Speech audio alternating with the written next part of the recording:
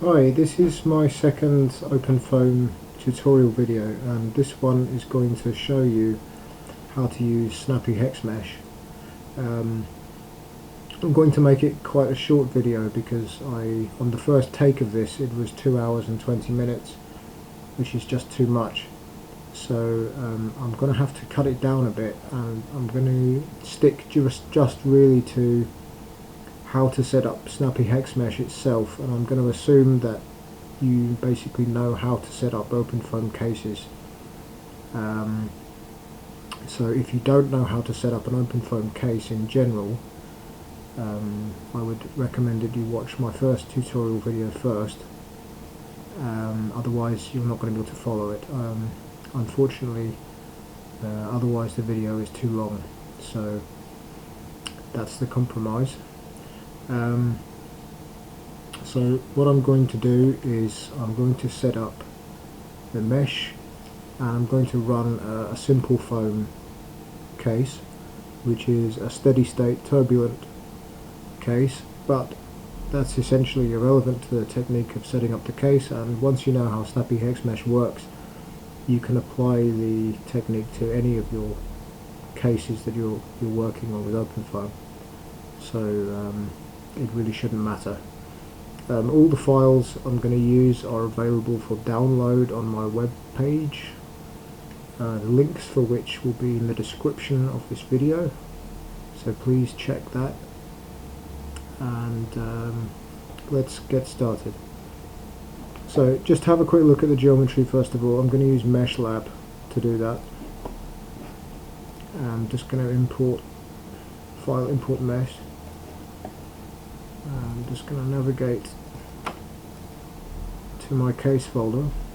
So this is my case folder, and in SnappyHexMesh, if you go into your constant directory, you need to make a folder in there called Try Surface, and into this you're going to put all the STL files that you've exported from your CAD program.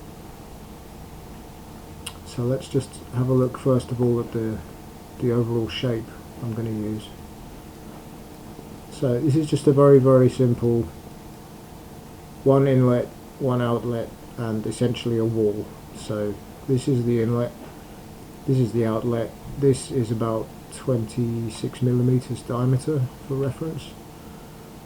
And what we're also going to do is I'm going to use some separately extracted STL files to locally refine certain areas of the geometry which I've decided I want to refine. So you can copy the same technique to apply local refinements wherever you like. It can be difficult depending on which CAD program you're using to extract the surfaces you want in STL format, but I don't have time to go into that. So that's, I'm afraid, your problem. So if we just have a look now at the patches that I've chosen to extract from this shape. So I'm going to open several at once now. So I'm going to open the inlet and outlet and the refinement patches all at once.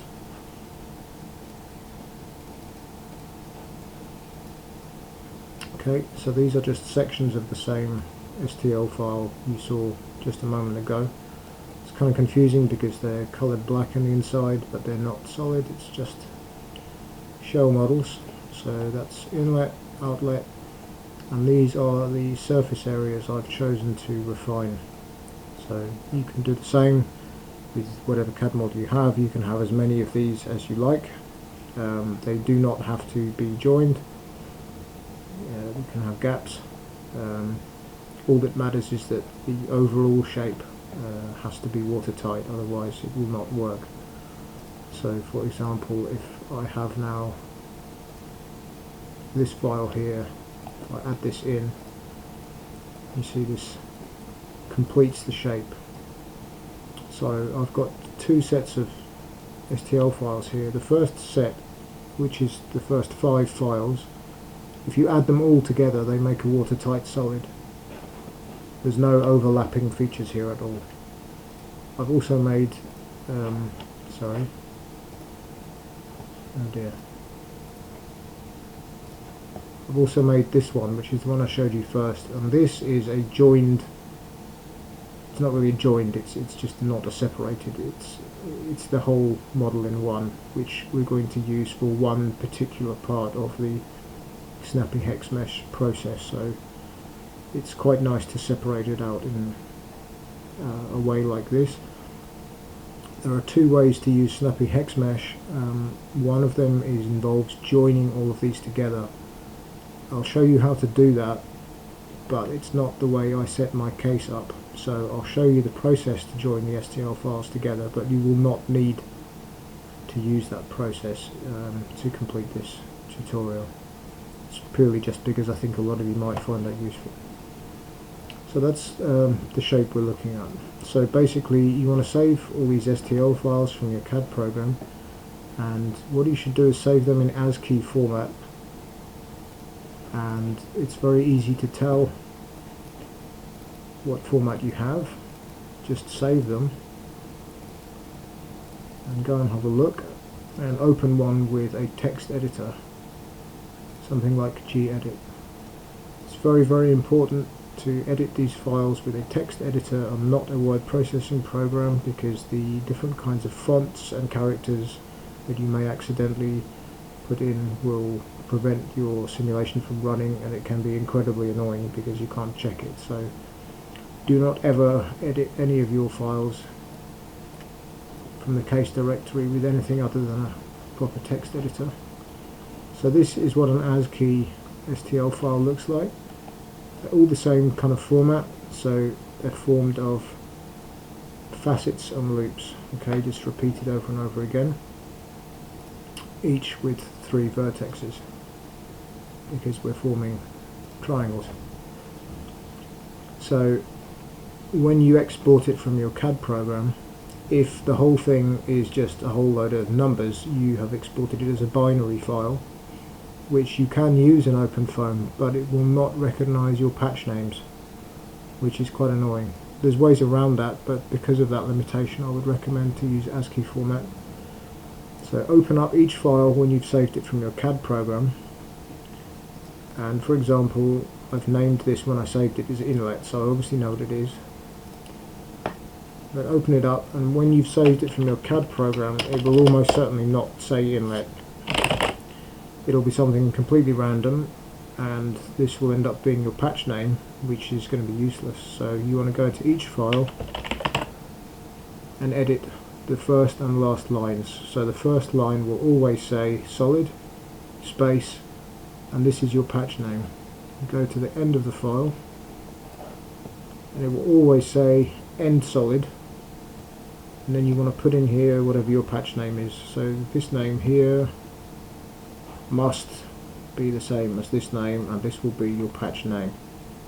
So do this for each STL file you have, and be very careful with this, because if your naming is wrong you'll get into all sorts of problems. So now these files now go directly into your tri-surface folder. However, the problem you may have is that depending on which CAD program you've used, you'll probably find that these are scaled in millimeters, sorry, and SnappyHexMesh and OpenFOAM are working in meters, and so that's obviously going to cause you fairly significant problems. It's very easy to quickly tell what you have, because this is the inlet patch here, and I know this is about 26 millimeters diameter, and if you look at the sizes you've got here for some of the vertexes, just have a quick scroll through, and you can see they're all kind of about 0.007, something like that. So, and this represents the Y position. So you can see these numbers are all the same, because the patch, which is a circle, is on a Y plane, which is 105 millimeters away from the XYZ0 position. So that's what these are, that's X, Y and Z. So by looking at these you can pretty much work out quickly what scale you're in if you're not really sure. So this one's already been scaled to meters, but I'm going to scale it again just to show you how to scale it. So I'm going to pretend it's not been scaled. So I'm going to copy this to my desktop.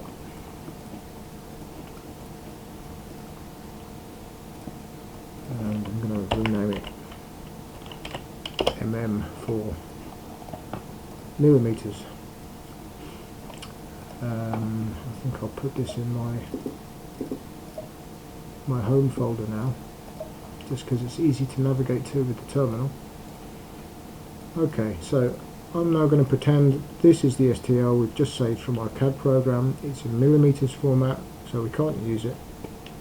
So let's scale it. So open the terminal. It should be in your home. If you don't know where you are, press LS. It'll tell you what's in the directory you're in, and you can see inlet mm. So now what we want to do is scale it. So we're going to use, there's about 2 or 3 different ways you can do this actually, but we're going to use surface transform points. So just type that in.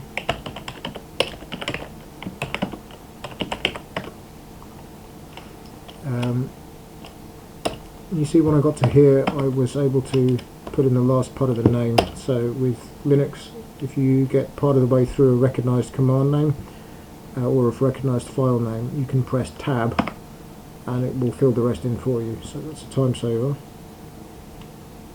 Also it prevents you from making typos in the rest of the name. I'm going to type scale space apostrophe, and then we're going to type in the scaling factor in X, Y, Z coordinates. So we want to go from millimeters to meters, so we've got to divide by 1000, so that's obviously 1 times 10 to the minus 3,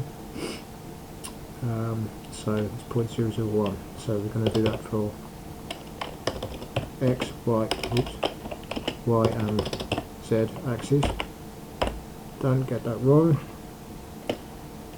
And now we need to type in the name of the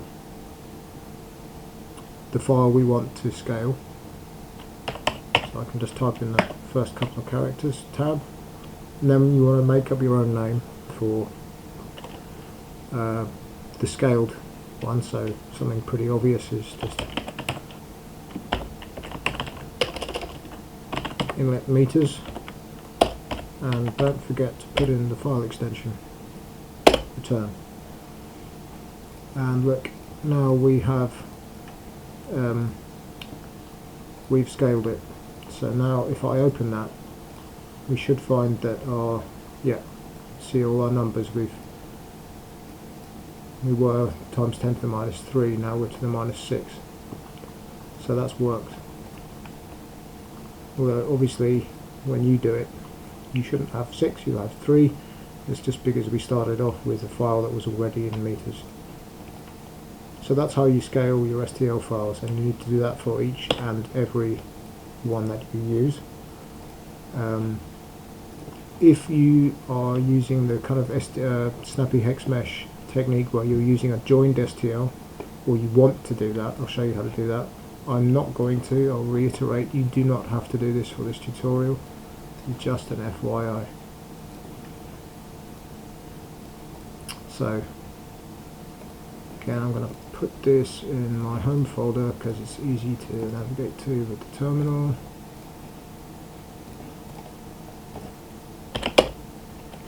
Now I'm going to go into the file STL join sample CD, put in a couple of letters, press tab. Yep, now we've got our 2 patches in there, so I want to join these 2 together. So in order to do that, we're going to use the cat command. So we just type cat, then the name of the first file, the first 2 characters, press tab, the name of the second file, the first 2 characters, or even the first character in this case, press tab, and we want an arrow. Then we're going to make up a name for the joined one, so let's be sensible and call it merged. do not forget the file extension. Let's just have a look. Merged. Okay, so I'll just show you quickly. So this starts off in the normal way, and you can see in the middle of the file, this is how it's joined. It's literally just one on the end of the other one. So we've got end solid, solid. So just as a sanity check, it's useful to do this. So this is 10.2 kilobytes and the other one is 11.2, so the merged one should be just over 20, right? This is 21.4, so it's worth just doing a kind of sanity check to make sure you have actually joined the correct number of patches together. But we will not need to do that for the rest of this tutorial. So let's quickly get on.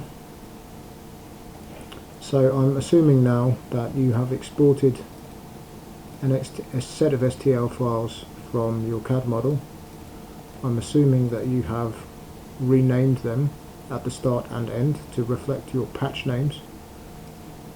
And I'm assuming that you have scaled them from millimeters to meters if required, which is almost certainly yes. Next, I'm assuming you've gone into your constant directory, you have made a tri-surface folder, and into that you have pasted all of your STL files.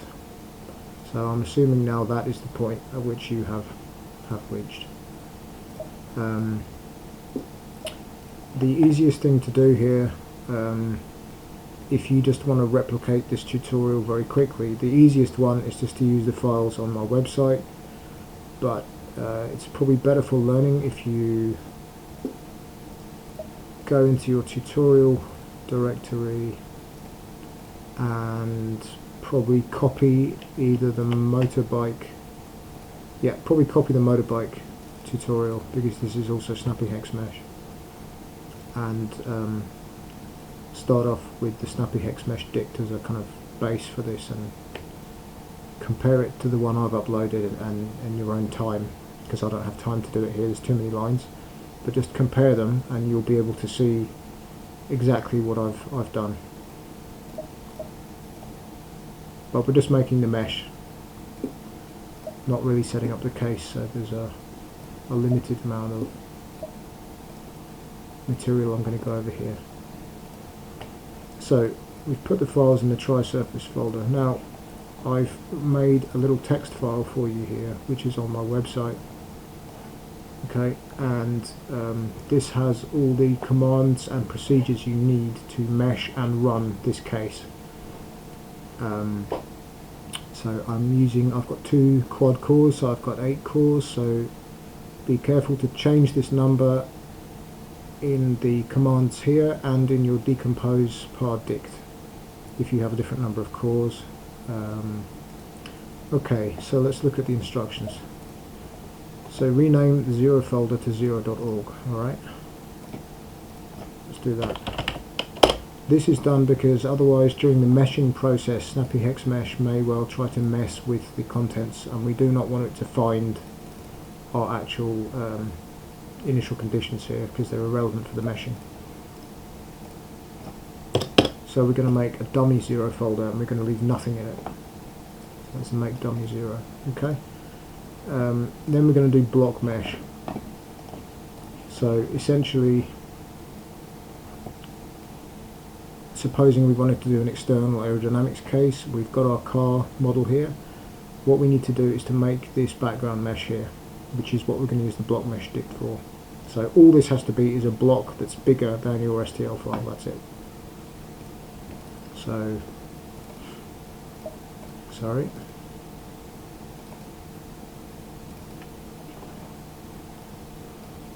So these dimensions here are literally, I've just calculated from the size of my CAD file a set of coordinates which will be bigger than the model. That's all it is. And then these are the patch names for the block that I'm making with block mesh dict. So that's just the 6 faces of the square. That's all it is. Okay, so let's look at our instructions. So we're going to run block mesh. So let's navigate to case directory and we'll run block mesh. So these commands are all grammatically correct, so can be copied and pasted into the terminal with the middle mouse button. So now we have written our block mesh. Okay, and we're going to have to come back halfway through the process and change our boundary file here, because this contains the patch names from the block mesh dict, which are of no use whatsoever for the solver itself when we come to actually do the solving. But don't worry about that for now. The next thing we're going to do is surface feature extract. And what this is going to do is it's going to create a folder in here with the edges of the sharp edges, and SnappyHexMesh is going to use this to recognize where the sharp edges are to properly snap, because as most of you will probably know, the early SnappyHexMesh versions, when they came to a sharp edge they kind of tried to round it off and it all got a bit messy. But there's 2 ways of doing this actually, but this is one way of solving that problem. So we're going to run surface feature extract, middle mouse button, return. Okay, so now it's created a folder in constant extended feature edge mesh, and these are called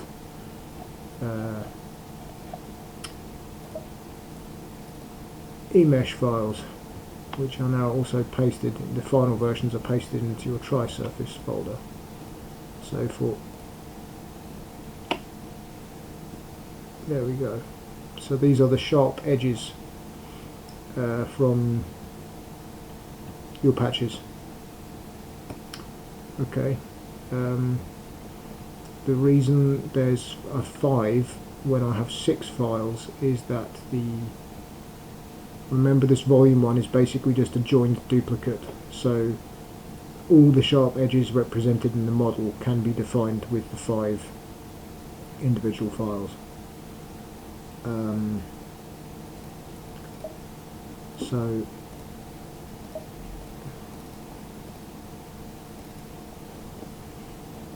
if you go into the surface feature extract dict, there's only 5 entries, you see, because all the edges are defined with just 5 patches. If you wanted more, you have to edit this and put in the name of the STL file as it is pasted in your constant tri-surface folder. This text here is all completely standard. I haven't edited any of it, it's literally just copy paste. So I don't think there's any particular reason to change any of that. So all you have to worry about is typing in the name of all your STL files as they appear in your tri-surface folder. Obviously you have to do that before you run surface feature extract. Now what we're going to do is decompose, and we're going to do this because we're actually going to mesh in parallel, because big meshes actually take a lot of computational time, forgetting even about solving the case, just making the mesh can be difficult. So we're going to run SnappyHexMesh itself in parallel. So we're going to have to come back later on and remove these processor directories after the mesh is finished, because when we solve we're going to need to decompose again and what's in here will be irrelevant. Now what we're going to do is we're going to run SnappyHexMesh in parallel, and what I'm going to do is that's going to take about 4 minutes, and while it's doing that I'm going to quickly go through the SnappyHexMesh dict, or part of it, and show you how I've edited it to work in this particular case. So multi-processor run, number of processors, which is in this case the number of cores, not the number of physical CPUs. Do not forget to put in these final 2 or it will not work. And so let's run that. Just as a point of interest, I'll put on the system monitor so we can just check that, actually just prove that it really is meshing in parallel. So all the CPUs are maxed out, so that's good, it's doing something. Let's just have a look at the SnappyHexMesh dict. So this is just a copy of the motorcycle or any other SnappyHexMesh dict with some changes. When you start off, make your case, if it's not this one, always set your add layers to false at first. This is going to add your viscous layers, and it's normally the source of about 90% of any problems you'll have. And if your background mesh is not really good, there's no point even thinking about adding the layers, so do that when you're first making your case, because it's going to make your life a lot easier. Once you've got a really nice mesh, then add your layers. I'm going to put this to true because I know this is going to work. I've set this all up before. So I'm using separate STL files. So in my geometry header here, I've typed in the name. These are the 6 STL files that we took from our CAD program, and we scaled them and we renamed the patches. And this is not the patch name, this is the actual name of the file in your directory, okay? And then later on, what you want to do is to type the patch name, okay? So this is the file name, this is the user defined name, which you are going to refer to it later on with, so make sure to differentiate between those. I've squashed this file down a lot and removed a lot of the text just to make it easy for you to see, because otherwise there's too much scrolling. But the first time you're running it, do keep all the comments because they're actually quite useful. But later on you'll probably start deleting them once you know what's what. So basically the steps are, we're going to load in some geometry. We've already created our block mesh, okay, which is this one here. The next thing we're going to do is we're going to refine the surface where the block mesh intersects with the STL file. So this is basically happening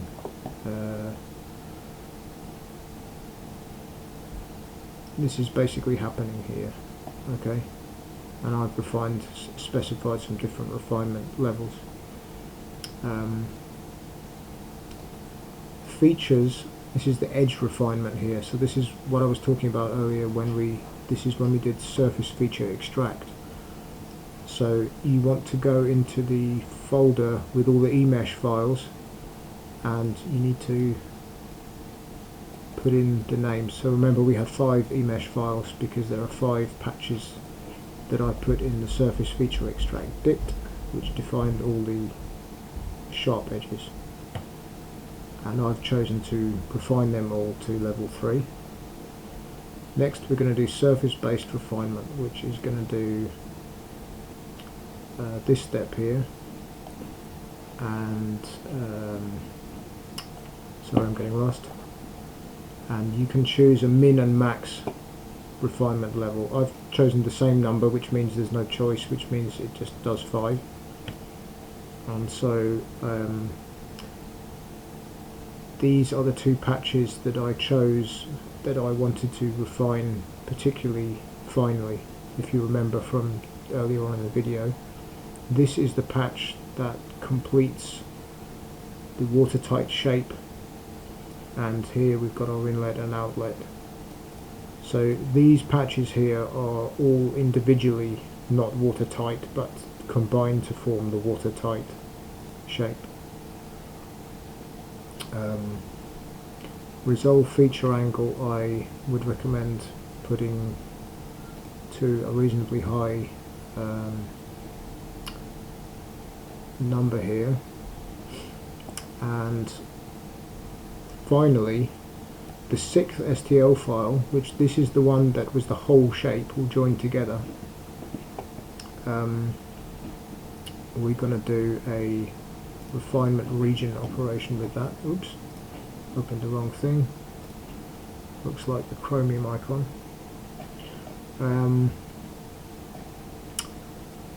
And basically that's going to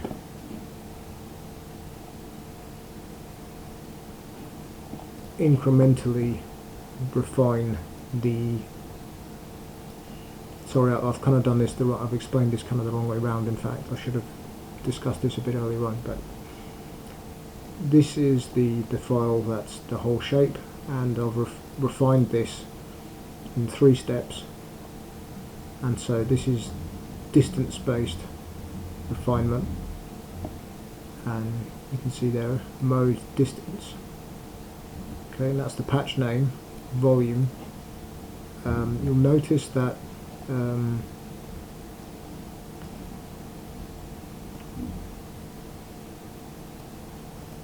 volume patch is defined here also in the beginning.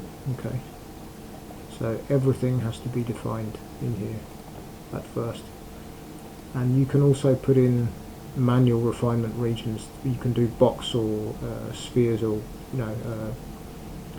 primitive shapes here, and this would be useful in particular for things like vehicle aero. So for example, using this type of thing, we can manually make a refined region like this to resolve the wake of the vehicle, because it's an easy way of doing that, and you can manually change it. So you can run your case, and if you find the wake's actually going in a different region to that which you thought, instead of having to make a new STL file, you can just come and alter the coordinates of the refinement box. So it's a nice way of doing that. Other things to look at are max local cells and global cells.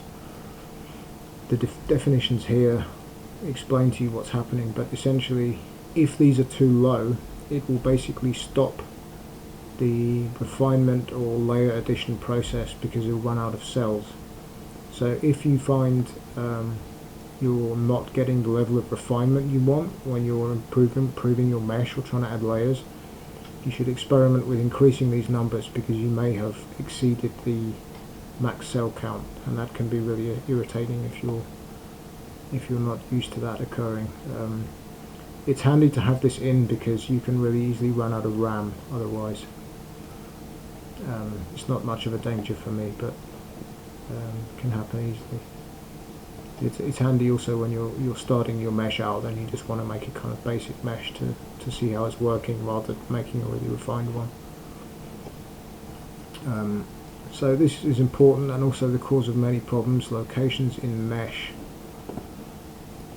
So you can see we need to delete one side of this mesh, and in this case with an external aero shape we want to delete the middle. I'm doing an internal flow, so I want to delete the outside. So what you want to do is pick a Cartesian point in space that represents the region you want to keep. I think, or am I getting confused? Let me just check this. Yeah, so this point is in the side of the mesh you want to keep. So for example, in this position I could have put my point anywhere in this region here. So make sure you get that the right way round, because the forums are full of people who have misjudged where this point in space should be. So it's very wise when you're making your CAD model for initially to sit and plan this where this coordinate should be, because in the CAD program you'll probably have easier to use measurement features than you'll have available in ParaView, for example. If you have set add layers to be true, you will find that now this comes into play. So all the layers that you wish to add a viscous layer to, the patch names should be inserted between these brackets. So the patch name, not the STL file name, and that's the number of viscous layers I want to add. And You should all know what this stuff means here. Basically, this is worth going over, which I'll do right now. I'll show you the mesh because I think we should have finished meshing by now. That's really annoying.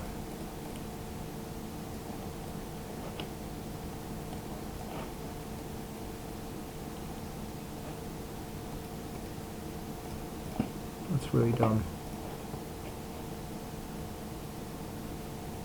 Okay, so basically you can see nothing much is happening, and also if we open the terminal window we've got a flashing cursor. Finished meshing without any errors, and normally I'm not going to bother now, but you should run check mesh, so just type in check mesh capital M to see what it says, and I'm very happy here because all these numbers are 0, which is very good.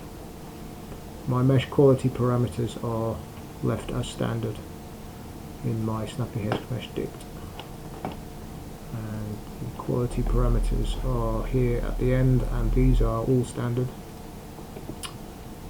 One thing just to mention now, advanced debug 0, if you put this as 0 it will only write into your folder the finished mesh like that. The issue with that is that if something is going wrong, say at this point, you won't be able to diagnose what that is. So if you would like it to write all the meshes at all the stages that you can see, put 1 in there and it will do so. So when you're, that's why it's called debug, when you're trying to debug your mesh you should put 1 in here and not 0, but I don't care, so it's 0. So let's just have a look at the mesh we've created so far. So we need to do a couple of things before that can happen, so let's just look at my instructions list again so I don't mess this up on camera. So what have we done? Well, that's the last one we did. Since we ran this in parallel, we now have to put the mesh back together again because the mesh is equally distributed among these 8 processor folders. So we can't solve the case like this. It's you can't do that, I don't think. So let's middle mouse button, return, reconstruct the mesh. This is not going to take a very long time.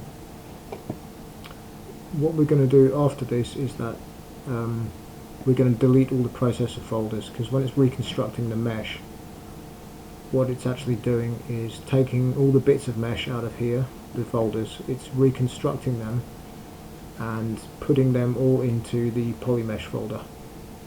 So the polymesh folder will contain all our proper mesh, our joined mesh. So you can see now we've got 100 megabytes in there. That's quite a lot, which is obviously much more than the block mesh would have generated. So you can see that that's where we've now got our finished joined mesh in there. So now we have no need for the processor folders, so delete them, which is my next step. And then, what have I said? Delete folder 0, which is just dummy anyway. Rename 0.org to 0. Let's do that. Okay. Now, this is important. Edit constant polymesh boundary file and remove all references to patches created by block mesh.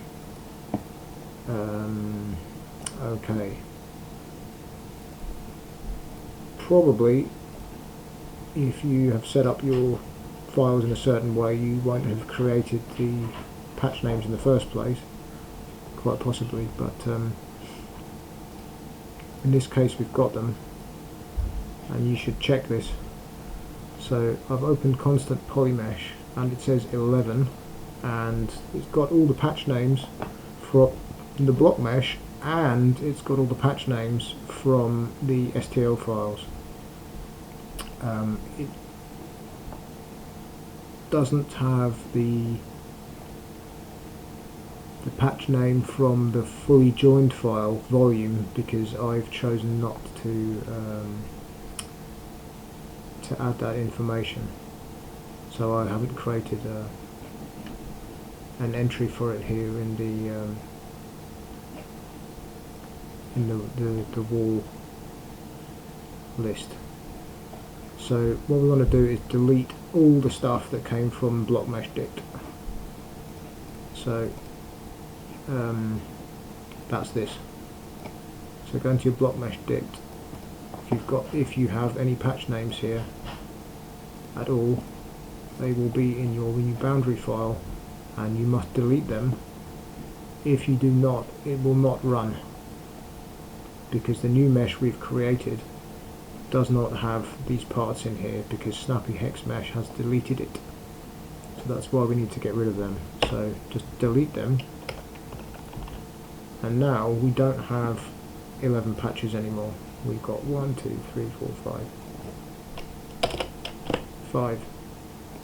Save it. Okay, so now where have we got to? We've got there. So the next point we're going to do is decompose the whole thing to solve it. But before we do that, I want to have a look at the mesh. In this case, I know it's worked, but let's have a look anyway. I'm going to type parafoam. You want to be careful here because we don't have any fields, and if you put these in and try and view the mesh, it tends to crash. So deselect any of your volume fields because they don't exist yet, because we haven't solved the case. So let's have a look at the mesh and see what it looks like. Put patch names on, so that's kind of useful.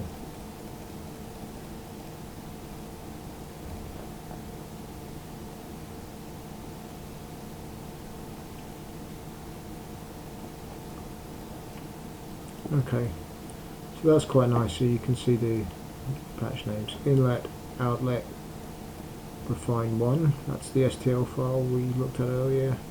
So refine 1, refine 2, and this was the bit that joined it all up. So in outline mode, I'm going to go to surface with edges, and now there's Mesh Lab. Let me import a couple of new meshes.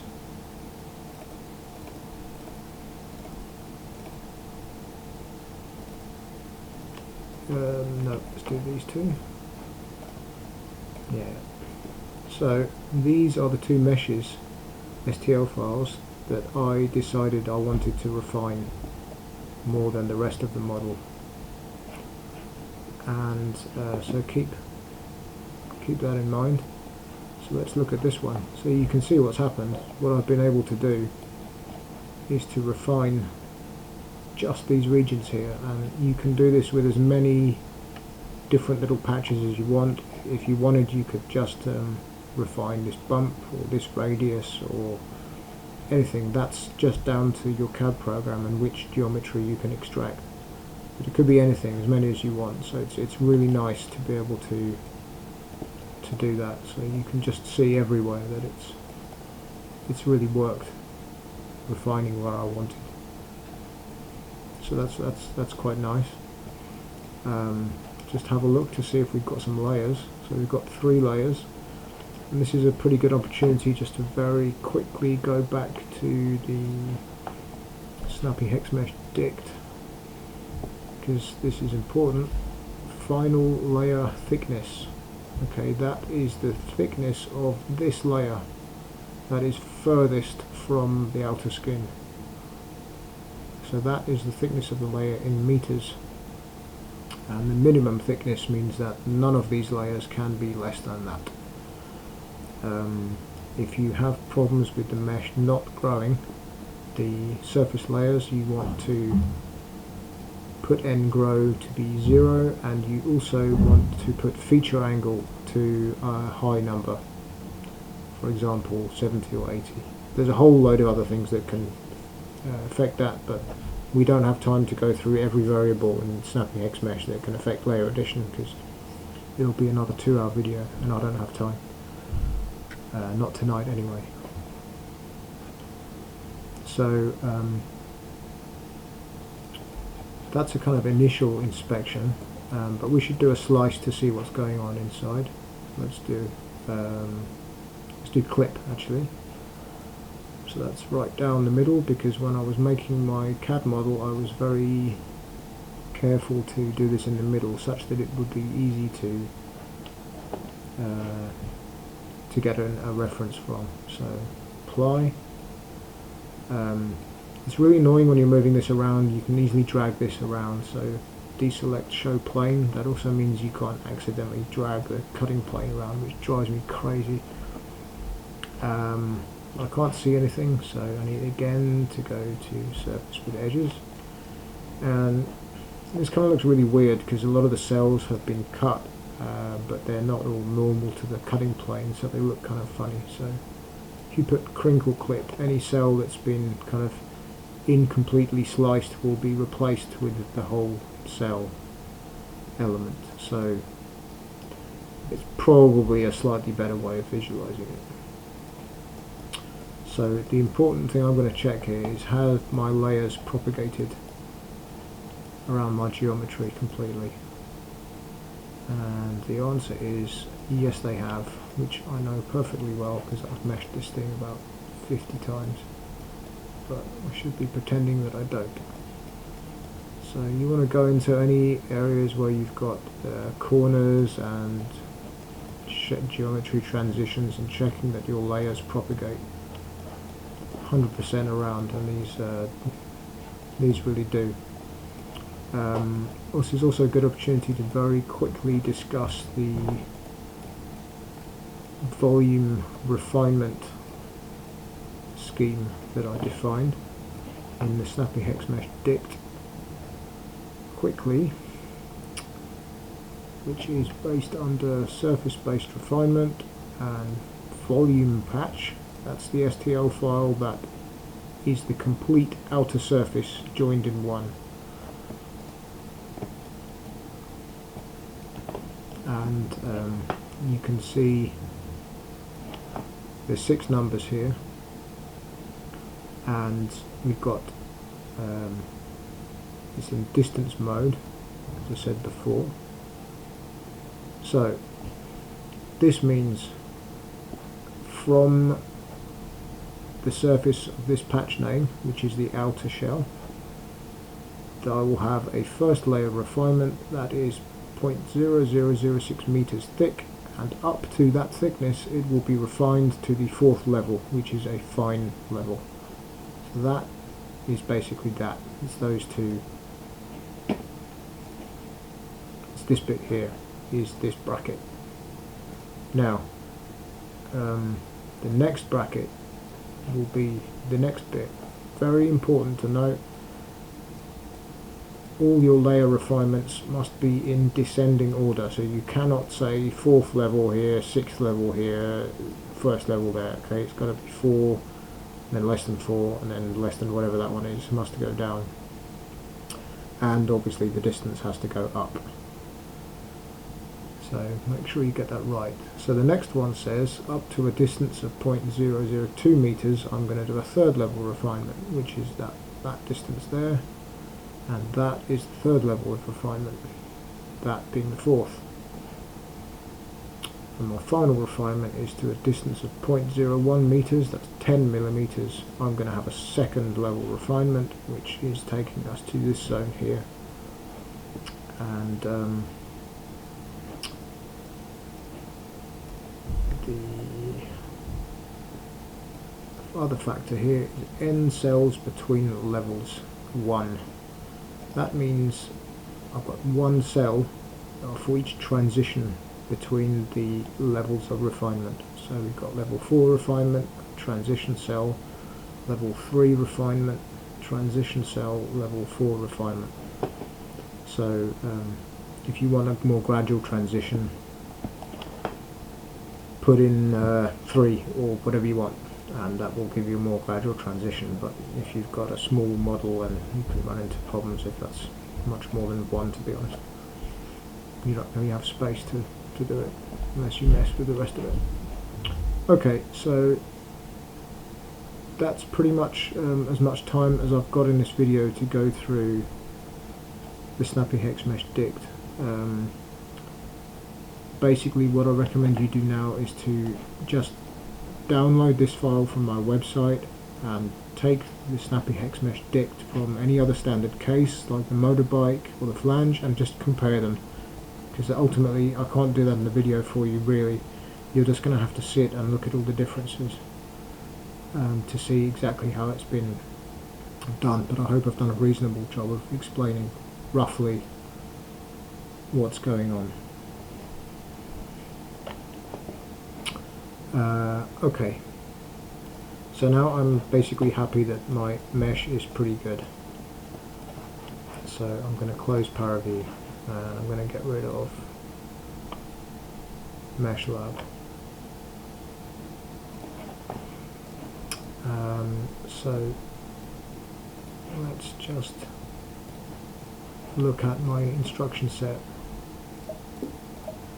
Okay, so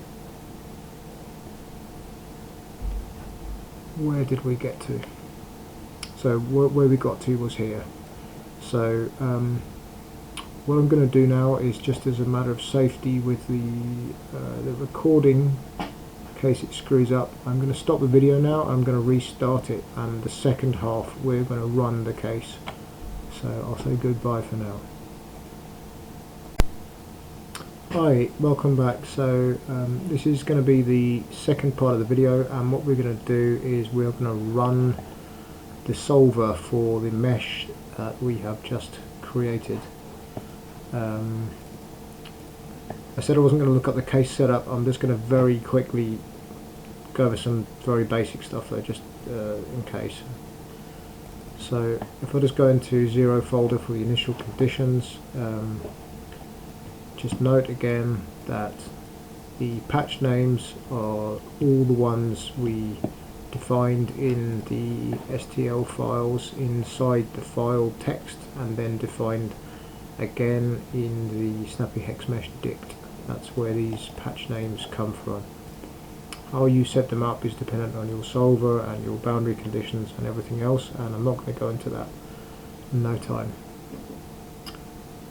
But you can download all of this so you can see exactly what I've done in here in your own time, but there's no sense me putting this in the video now. So I'm going to show you quite a nice bit of code here. You need to make sure you've got GNUplot, NumPy and PyFoam installed to do this. So if you do not have these things installed, you should run this command here. Okay, just as before, editing this number for however many cores you have. It should also be reflected in your decomposed par dict. But I do have these things installed, so I'm going to run this command. But having a look quickly there, I can see I've missed out a couple of things. So actually we got up to here at the end of the previous video. So we've got no processor directories here, so I can't run it in parallel. Middle mouse button, return, and now we're going to put in our 8 processor directories, or however many cores you have. Doesn't take very long. Then what I'm going to do here is actually renumber the mesh. Can make it run a little bit faster, so it's probably worth doing that. Now I'm going to run this command. If you don't have these 3 programs installed, please run this command. It's exactly the same result in the end, it's just that here I'm going to look at the residuals as I solve it. Middle mouse button, return. So nothing's going to come up immediately because we need to get at least one iteration complete before we can plot anything.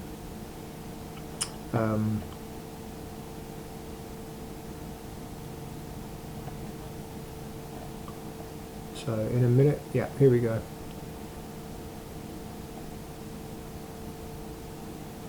Now I'm also running a function object in my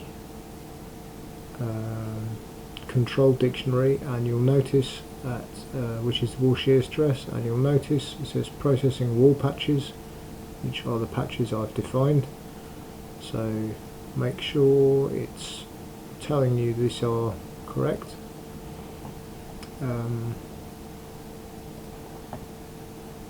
So now we can see the residuals. I'll just quickly look at the control dictionary. So this is a function object which is just calling in one of the standard utilities that OpenFOAM has installed. This particular one is Wall Shear Stress, which is a standard utility, and all I've done is to take the standard function bit of code,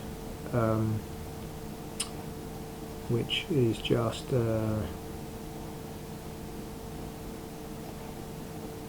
has a few extra lines, but it's on the OpenFOAM website.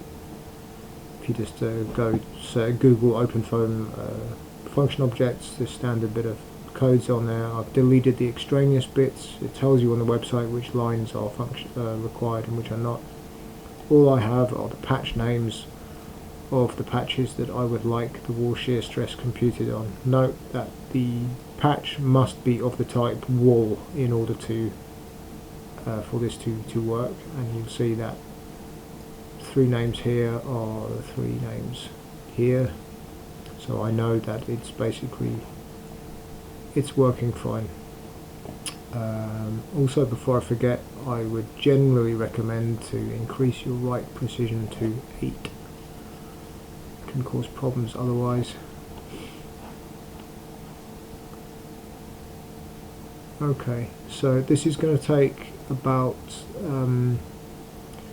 20 minutes to solve.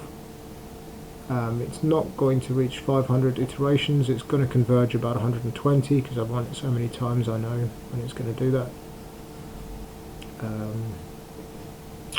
So I'm going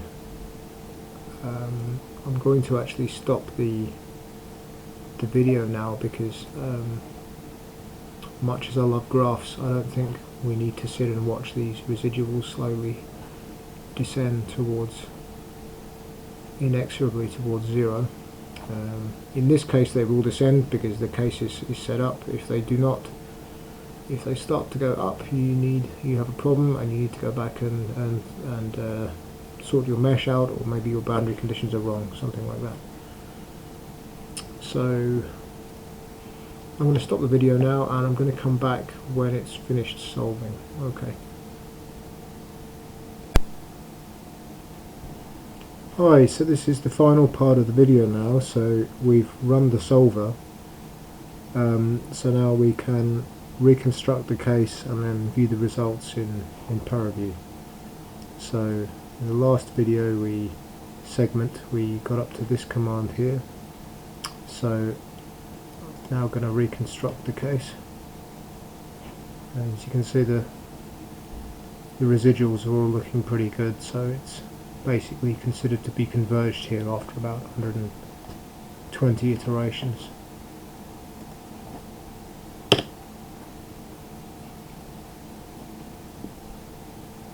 So what I was talking about earlier with the code for the function object, if you Google OpenFOAM function object C++ and then open this link here, you'll get this page, and this is the blank template to define your function object, and you'll put this code into the end of your control dict.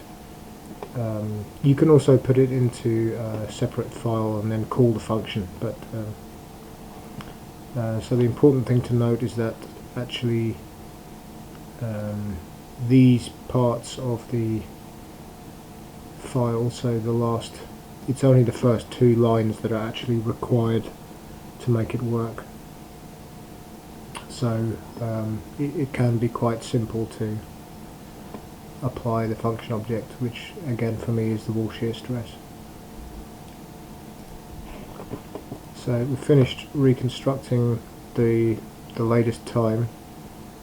The reason I've put latest time there is, well, it's a steady state case, so we're not really interested in looking at the early iterations.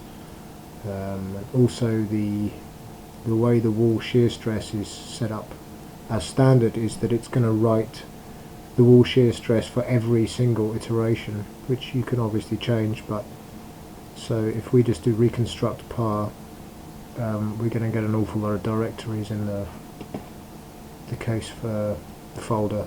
Now we've only got the initial condition and the final iteration. So this would be the option if you're running a transient solver and you want to look at the flow behavior. So now we can just view the results.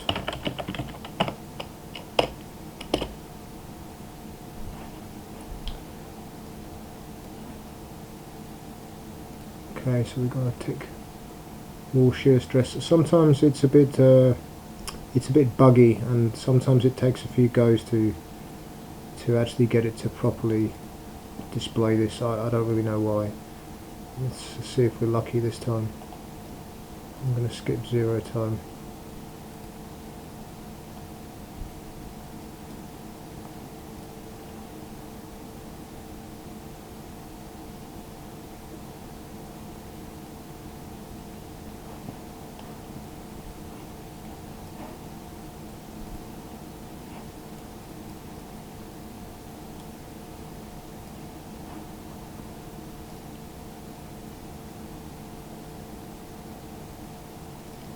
So I'm just going to skip to the final result. I don't know why it did that, because I've ticked skip 0 time, but it still had the 0 time there.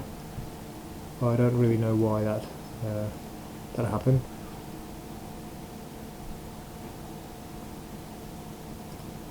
So let's just have a look at the result.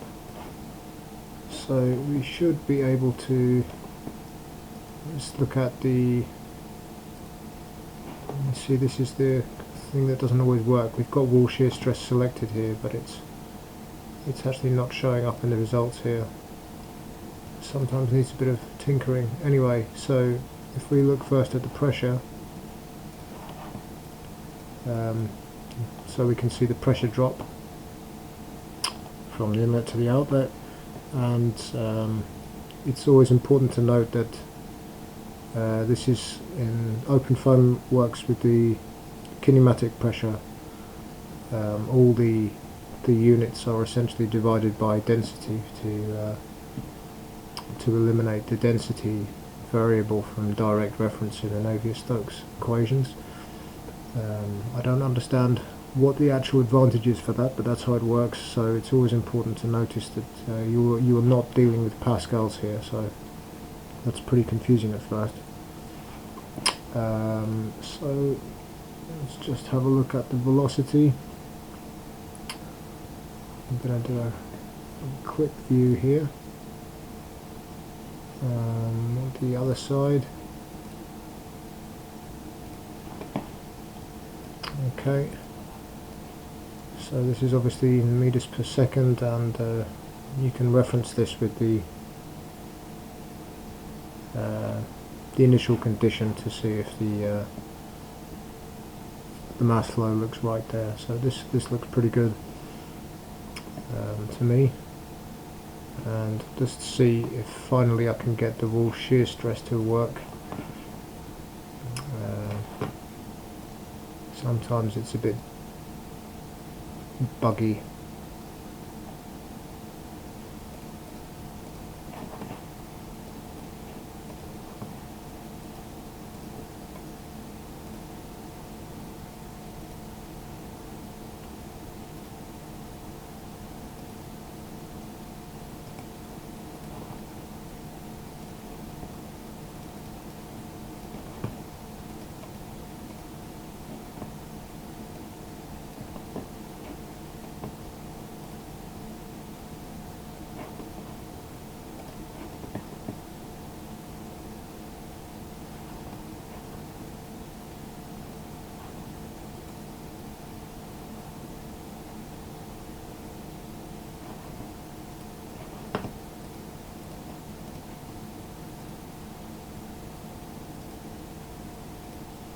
Okay, that's pretty weird.